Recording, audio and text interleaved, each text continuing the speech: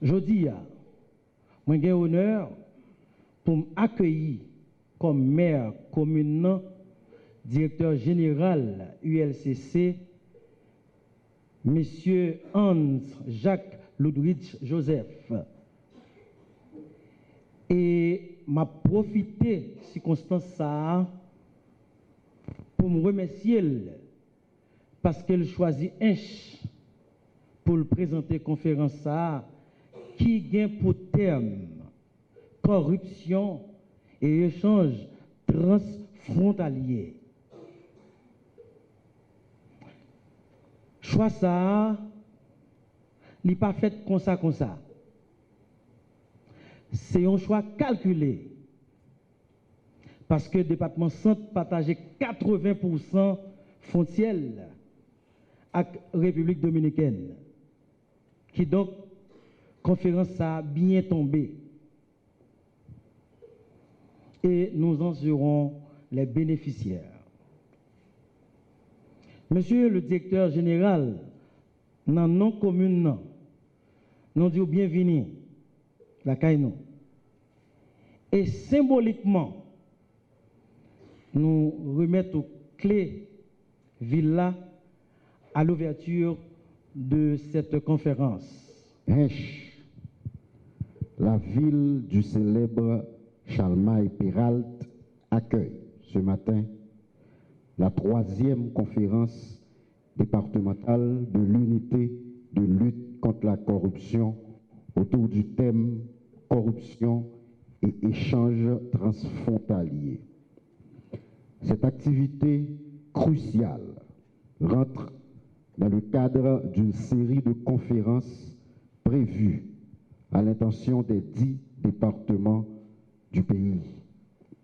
ULCC, par mon organe, veut d'abord remercier les autorités locales et la population du centre de Hèche en particulier pour leur hospitalité et leur accompagnement. Cette grande conférence départementale sur la corruption est réalisée en application de la mission de prévention et d'éducation que le législateur a assignée à l'ULCC. La corruption étant un phénomène systémique et global, pour la combattre, il faut l'action de tout un chacun, l'implication agissante de chaque citoyenne et de chaque citoyen, ce sans considération du lieu où il se trouve. Ainsi, la tenue d'une série de conférences départementales se révèle être un moyen efficace permettant à l'institution de faire participer les collectivités territoriales dans les débats relatifs au combat de l'État haïtien contre ce fléau qui gangrène notre société. Par cette démarche, nous entendons faire de la bataille contre la corruption une question nationale, inclusive et participative, puisque la quête de la transparence est l'affaire de toutes les Haïtiennes et de tous les Haïtiens. Mesdames, Messieurs, le choix du thème de cette conférence départementale, la 3e, n'est pas aléatoire. Il s'inspire de la situation géographique de ce département qui connaît beaucoup de transactions commerciales, lesquelles sont en proie aux tentations des corrupteurs et corrompus.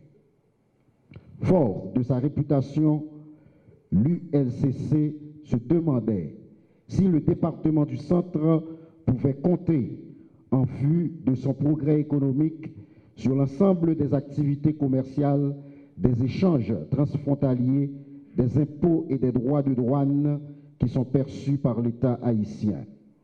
Il ne s'agit pas de vouloir déceler une suspicion généralisée, ni remettre en question l'activité économique elle-même qui se noue dans ce département. C'est plutôt au nom de la libre concurrence, au nom de la transparence, au nom du bien-être de la communauté, que nous devons lutter contre la corruption dans les activités commerciales transfrontalières de ce département. Au moment où le département du Centre, dans ses composantes les plus représentatives, s'apprête aujourd'hui à débattre de la lutte contre la corruption et les échanges transfrontaliers, il n'est pas anodin, encore moins de trop, de rappeler à votre attention que la corruption est un phénomène social dangereux qui freine le progrès socio-économique de notre pays et qui compromet l'avenir des générations futures envers qui nous avons cette dette de léguer un pays plus stable, plus prospère et qui se renoue avec son histoire et sa fierté. En cela, la corruption se dresse comme un enjeu d'avenir et pose un sérieux défi pour notre génération, cette génération à laquelle j'appartiens, à laquelle vous appartenez tous ici présents en ce lieu. Ceux qui pensent qu'ils pourront vivre en dehors de cette menace se trompent énormément. J'affirme qu'ils font preuve d'une naïveté incroyable, car ils seront inévitablement touchés par les effets pervers et néfastes de la corruption. Je veux souligner fortement pour vous tous ici à Hinche que ce désastre sécuritaire, ces crises récurrentes, cette instabilité chronique, cette famine qui ronge nos compatriotes, cette exclusion sociale qui fait fuir nos filles et nos fils sont les tristes résultats de ce mal tentaculaire qu'est la corruption. Le département du Centre se trouve en liesse de recevoir la Direction générale de l'ULCC qui se transporte à Hinche, plus précisément à Pandiassou, dans le but de la réalisation de sa troisième conférence départementale sous le thème « La corruption et échanges transfrontaliers ».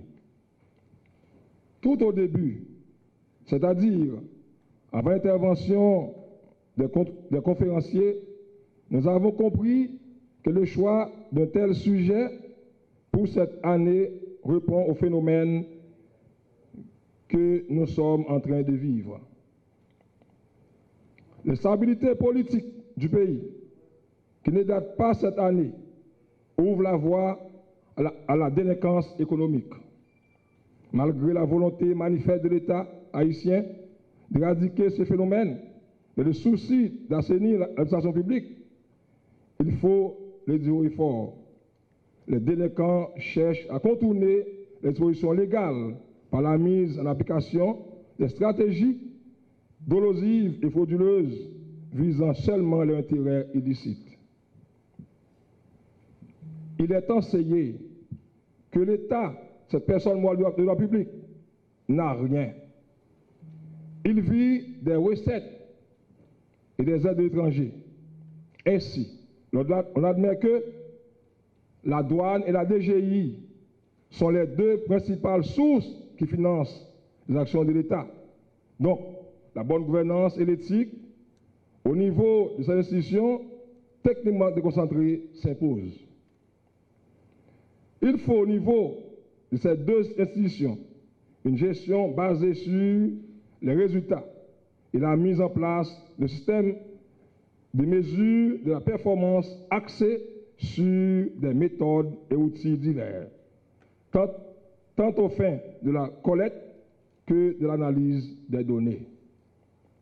Oui, en Haïti, le décret du septembre 2004 créant l'ULCC fait d'elle un organisme à caractère administratif placé sous la tutelle du ministère de l'Économie et des Finances, dont la mission est de travailler à combattre la corruption et ses manifestations sous toutes les formes au sein de l'administration publique. Mais, jusqu'à présent, Comme dans beaucoup d'autres pays du monde, la mesure de la corruption et de l'éthique reste un défi majeur. Comme le souligne la Banque mondiale dans son rapport de 2020, quand elle stipule, les informations et l'analyse des données pour évaluer les phénomènes en matière d'éthique en douane et le suivi du progrès réalisé dans le cadre des réformes pour la lutte contre la corruption sont généralement médiocres. La corruption est difficile à mesurer.